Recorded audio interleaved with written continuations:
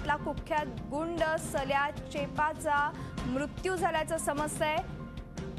पुण्याच्या ससून हॉस्पिटलमध्ये त्याचा मृत्यू झालाय। महाराष्ट्र केसरी संजय पाटील खुनाचा तो आरोपी आहे। सल्यावर न्यायालय परिसरात गोळीबार आणि वेगवेगळ्या घटनांचा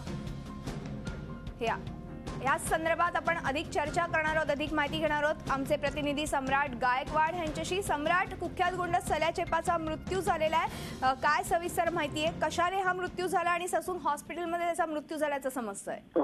होय मधुरा, आज सकाळी इकडचा कुख्यात गुंड सलीम शेख उर्फ सल्या चेपा याचा आज ससूनमध्ये मृत्यू झालाय।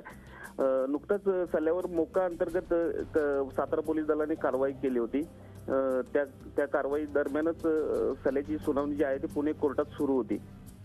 या सुनावणी दरम्यानच सल्याची रवानगी ससून रुग्णालयात केली होती आणि त्या अगोदर सल्याला कराडच्या कोर्टात गोळीबार झाला होता।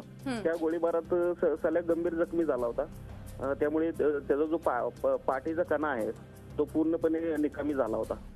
त्यामुळे पाठीच्या जो जंतू संसर्ग झाल्याचा संशय आहे आणि त्यामुळे सल्याचा मृत्यू झालाय।